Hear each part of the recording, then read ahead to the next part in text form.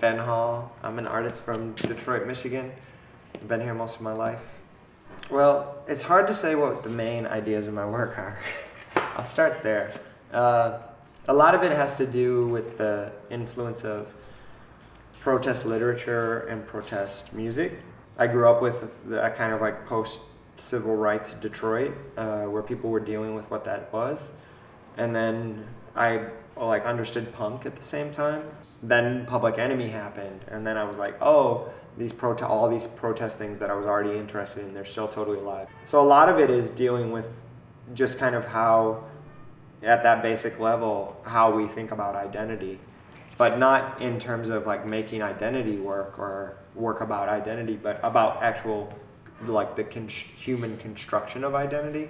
The objects that I use are really all over the place. I have more recently been pushing further and further away of using anything that I have to go into a store and buy.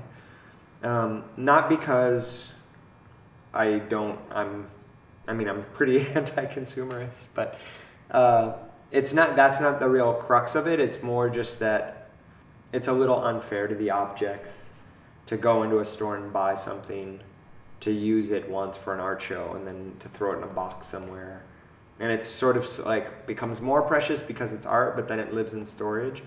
So I've thought more and more about how are these things, that's always attracted me, finding things that are 1 second away from the landfill, but still have tons of value or tons of use value in them.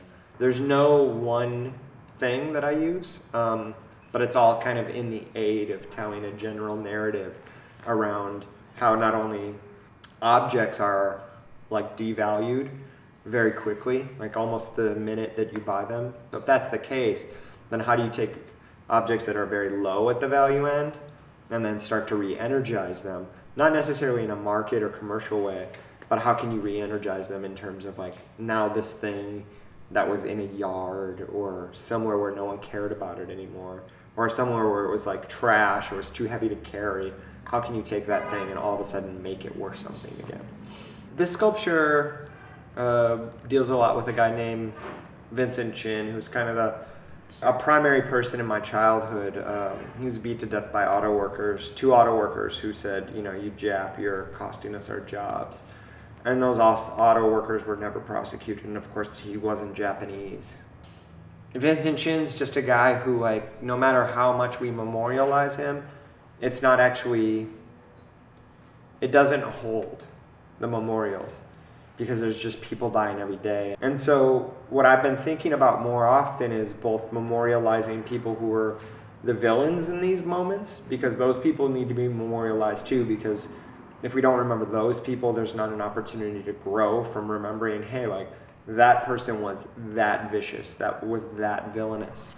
For me, what I try to do is try to make sure that those things are memorialized, but then by building the image into terrariums, it's kind of like this transubstantiation where I'm taking the image back into a central thing, and then after the piece is done, rather than the piece like being sold or going into storage, it separates out into the world so that the people who work at MOCA Cleveland get a piece.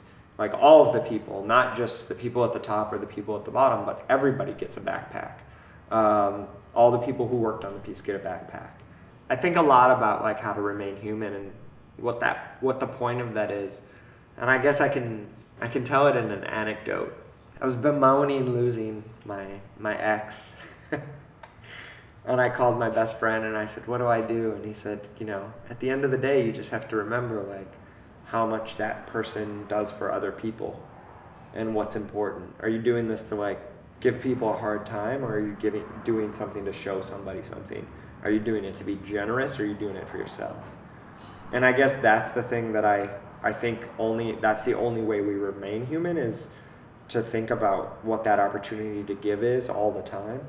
And the more you're thinking about the opportunity to give, and the more you're thinking about generosity, and the more you're thinking about collaboration, as opposed to like compromise where it seems like somebody loses something in that deal.